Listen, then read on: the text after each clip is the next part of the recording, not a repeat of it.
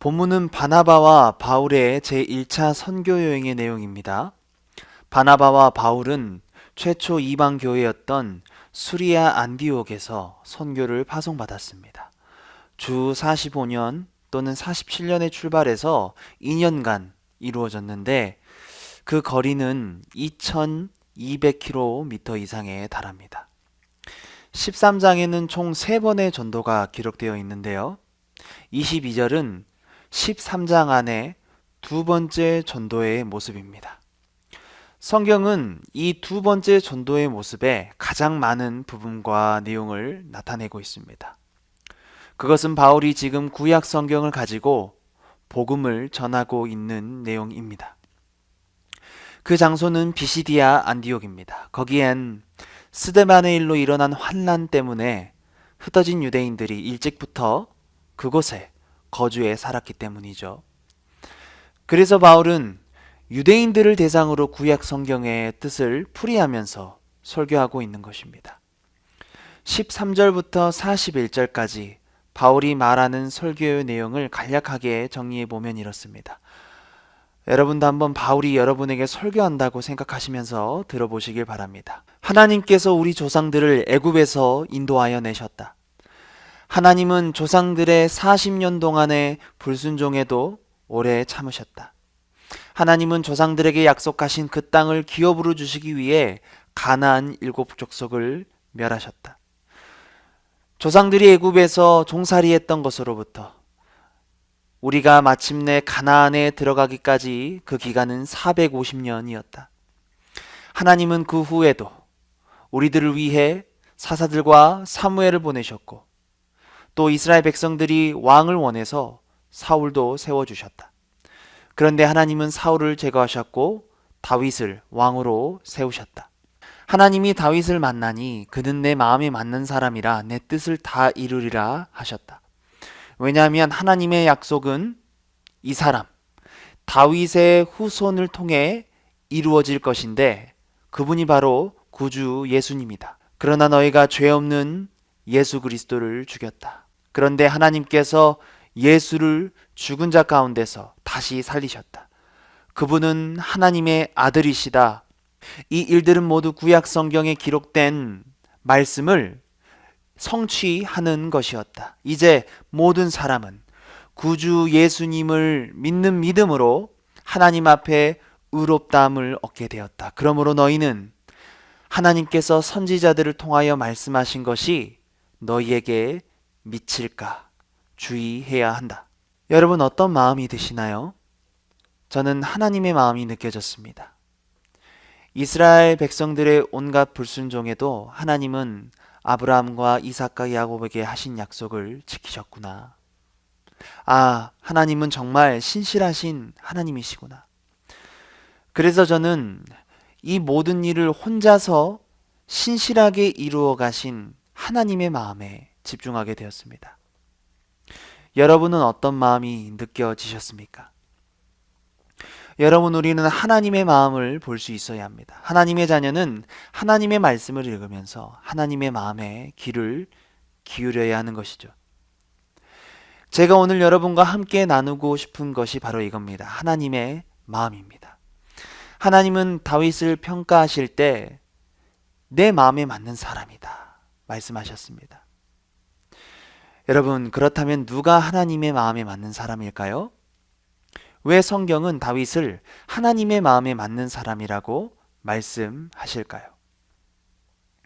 이것을 살펴보기 위해서 우리는 다윗의 삶을 한번 들여다보아야 합니다. 하나님이 보시는 것은 사람과 다릅니다. 그것도 조금만 다른 것이 아니고 너무나 다릅니다. 그런 하나님께서 사람을 보실 때 사람의 중심을 보신다고 사무엘상 16장 7절에서 말씀하시는데요. 우리 하반절을 같이 읽어볼까요? 사람은 외모를 보거니와 나 여호와는 중심을 보느니라 하시더라. 사람은 외모를 보지만 하나님은 그 사람의 중심, 즉 마음을 보신다고 하십니다. 그렇다면 다윗의 마음이 어떠했을까요? 다윗의 마음은 가난한 마음이었습니다. 다윗의 마음은 하나님께만 소망을 두는 마음이었습니다. 오직 여호와 하나님만 의지하는 마음이었습니다.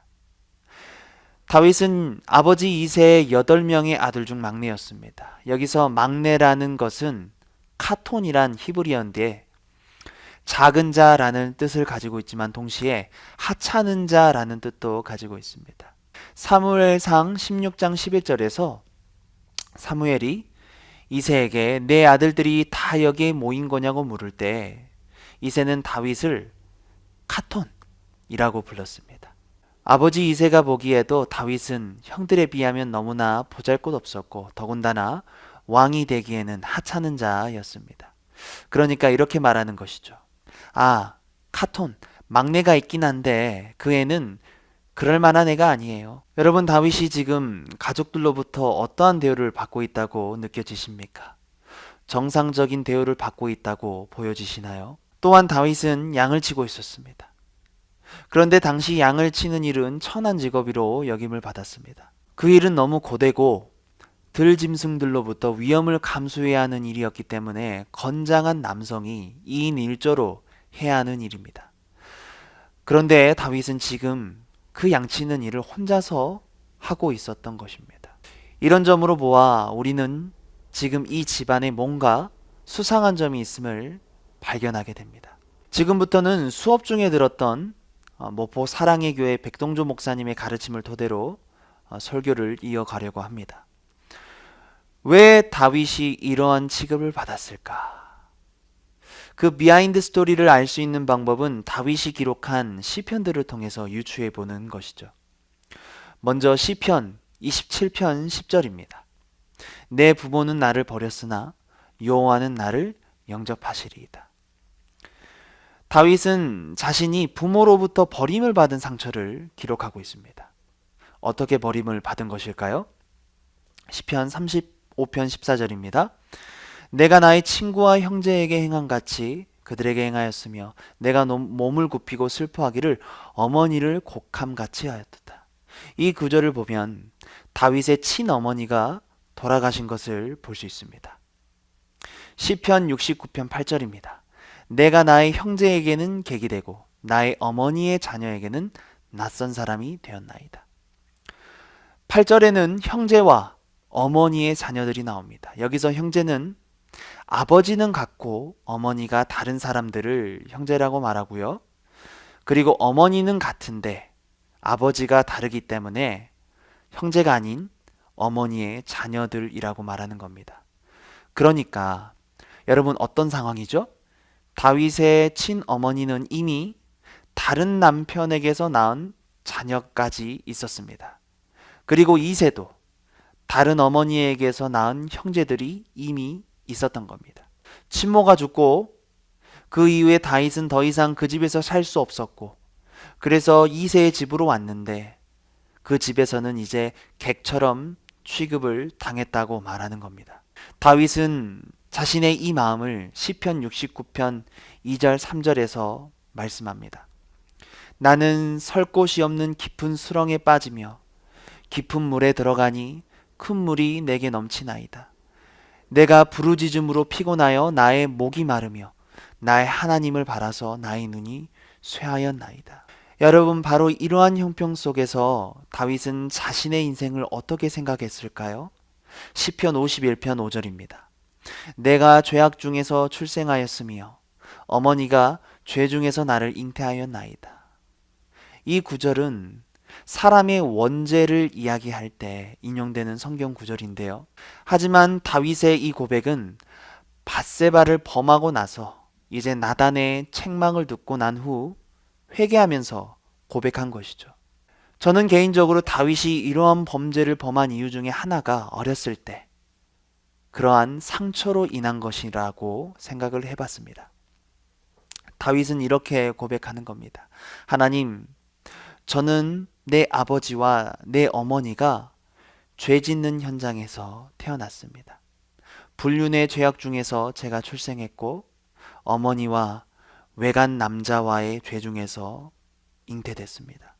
이러한 상황과 분위기 속에서 다윗의 마음은 어떠했을까요?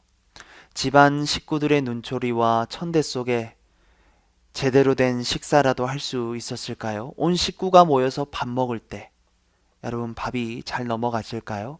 그래서 아마 다윗은 먼저 아버지에게 말했을 겁니다. 아버지, 제가 아버지의 양들을 치겠습니다. 다윗은 차라리 집에 있어서 숨이 막히는 것보다는 그것이 더 나았을 것이라고 생각했습니다. 식량을 준비해서 멀리 양을 치러 나가면 적어도 몇 주, 길게는 몇 달 동안 집에 있지 않아도 되니까. 그렇게 일곱 아들의 인생과 다윗의 인생의 방향은 자연스럽게 두 갈래길로 나뉘게 된 것입니다. 여러분 아마 다윗의 마음을 가장 힘들게 했던 것은 자기 자신에 대한 그런 자화상이 아니었겠습니까? 나는 이 세상에 태어나지 말았어야 했는데 나 때문에 아버지가 난처하게 됐어. 다윗은 자기 자신에 대한 심각한 자화상의 상처를 받게 되었습니다. 다윗은 정말 외롭고 고독했습니다. 평화롭게 풀을 뜯고 있는 양들을 보면서 양들아, 너희는 참 좋겠다. 목자가 있어서 아무 걱정 없이 풀과 물을 먹을 수 있잖아. 나에게도 목자가 있으면 참 좋을 텐데. 이런 생각을 했습니다. 왜냐하면 양들에게는 목자만 있으면 모든 것이 다 해결되기 때문입니다. 하나님은 그런 다윗에게 찾아오셨습니다. 다윗아, 많이 외롭지? 힘들지? 내가 다 알아. 이제 내가 너의 목자가 돼줄게. 내가 너를 인도해 줄게. 다윗은 하나님을 만남으로 상처가 회복되고 치료되었습니다. 시편 139편은 그 회복을 보여줍니다. 1절에 여호와여 주께서 나를 살펴보셨으므로 나를 아시나이다. 주께서 내가 앉고 일어섬을 아시고 멀리서도 나의 생각을 밝히 아시오며. 육신의 아버지 이새는 다윗이 양을 치러 가는 것에 아무런 관심이 없었습니다. 그러나 아버지 하나님은 그의 모든 것을 알고 계셨습니다. 3절에서 고백합니다. 나의 모든 길과 내가 눕는 것을 살펴보셨으므로 나의 모든 행위를 익히 하시오니. 4절 여호와여 내 혀의 말을 알지 못하시는 것이 하나도 없으시니이다. 5절에 주께서 나의 앞뒤를 둘러싸시고 내게 안수하셨나이다. 아버지 하나님은 다윗의 앉고 일어섬, 모든 말과 모든 행위를 알고 계셨습니다. 내가 지금 무엇 때문에 울고 있는지, 내가 무엇 때문에 고민하고 염려하는지, 내가 무엇 때문에 힘들고 괴로워하는지 다윗의 고통과 아픔과 상처를 다 알고 계시고 언제나 그 모든 순간에 함께하고 계셨던 것입니다. 다윗은 이러한 사실을 믿고 하나님을 만남으로 자신의 출생이 저주가 아니라 바로 하나님의 계획이었다라는 것을 알게 되었습니다. 시편 139편 13절입니다. 주께서 내 내장을 지으시며 나의 모태에서 나를 만드셨나이다. 16절에 내 형질이 이루어지기 전에 주의 눈이 보셨으며 나를 위하여 정한 날이 하루도 되기 전에 주의 책에 다 기록되었나이다. 아, 나는 쓸모없는 사람이 아니구나. 나는 하찮은 존재가 아니구나. 하나님이 나를 계획하시고 나를 만드시고 내 인생을 디자인하셨구나. 계획하셨구나. 이것을 깨닫게 된 것이죠. 여러분, 다윗만큼은 아니지만 저도 어렸을 때 이러한 상처를 받은 적이 있습니다. 아버지는 새벽까지 술을 드시면서 집안 물건을 드럼 삼고요. 우리 어머니와는 프로레슬링을 하시고 육두문자로 데스메탈 공연을 하셨습니다. 제가 성장하면서 가정 안에서 겪은 일들을 다 말로 설명할 수는 없지만 부모님의 그런 여러 가지 모습들로 인해 저도 많은 방황을 했었습니다. 그런데 예수님을 만나니까 모든 문제가 감사가 되고요. 오히려 상처가 별이 되어서 누군가의 아픔을 이해하고 공감하게 되었습니다. 여러분, 하나님이 여러분의 인생을 계획하신 것을 믿으시기 바랍니다. 여러분의 앉고 일어선 말과 행동을 하나님은 다 알고 계시고 모든 것을 보고 계십니다. 여러분의 인생은 우연한 것이 아닙니다. 하나님의 작품이며 하나님이 계획하시고 디자인하신 존귀한 것입니다. 여러분, 외롭고 고독하십니까? 어릴 적 받은 상처와 아픔이 있습니까? 그것 때문에 자신의 인생이 너무나 보잘것없고 초라하고 더 이상 소망이 없는 것 같이 느껴지십니까? 그렇다면 여러분, 예수님을 목자 삼으시길 바랍니다. 예수님이 우리의 목자가 되시면 우리를 책임지시고 풍성한 풀과 풍성한 물이 있는 곳으로 인도하실 것입니다. 다윗은 그래서 고백하지 않습니까? 여호와는 나의 목자시니 내게 부족함이 없으리로다. 그가 나를 푸를 풀밭에 누이시며 쉴 만한 물가로 인도하시는도다. 내 영혼을 소생시키시고 자기 이름을 위하여 의의 길로 인도하시는도다. 내가 사망의 음침한 골짜기로 다닐지라도 해를 두려워하지 않을 것은 주께서 나와 함께 하심이라. 주의 지팡이와 막대기가 나를 안위하시나이다. 주께서 내 원수의 목전에서 내게 상을 차려주시고 기름을 내 머리에 부으셨으니 내 잔이 넘치나이다. 내 평생의 선하심과 인자하심이 반드시 나를 따르리니 내가 여호와의 집에 영원히 살리로다. 다윗의 자화상은 치료되었습니다. 그렇다면 여러분, 다윗의 무엇이 하나님의 마음에 맞았을까요? 사무엘상 16장 12절을 보게 되면 다윗의 외모가 아름답다고 기록되어 있습니다. 이것은 창세기 1장에 나와 있는 하나님 보시기에 좋았더라 라고 할 때 사용하는 토브라는 단어입니다. 좋다, 선하다 라는 뜻이죠. 그렇습니다. 다윗이 하나님에 맞았던 이유는 바로 하나님의 토브 때문이었습니다. 다윗은 바로 그 하나님의 토브를 바라보고 있었던 것이죠. 여러분, 성경의 모든 목적은 이 하나님의 토브의 회복입니다.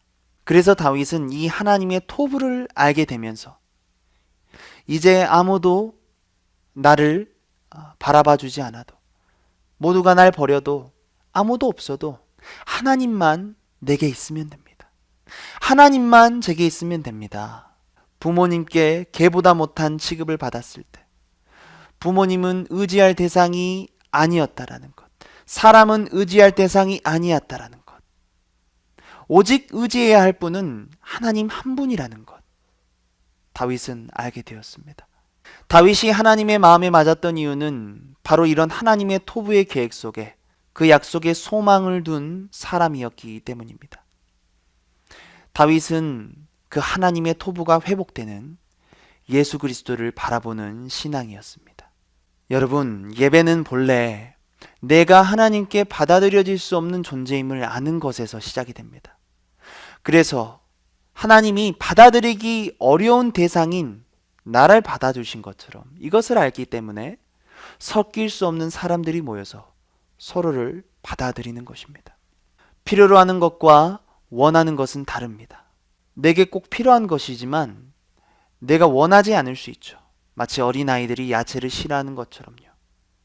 그러나 예배는 그렇게 드려서는 안 되는 것이죠. 예배는 이런 문제를 올바르게 도울 수 있어야 합니다. 예배의 목적은 만족이 아닙니다. 여러분, 만족도 중요하지만요, 그 만족이 삶의 변화와 삶을 개혁하는 곳까지 이루어 가지 못한다라면 여러분, 그 예배는 반드시 살펴봐야 합니다.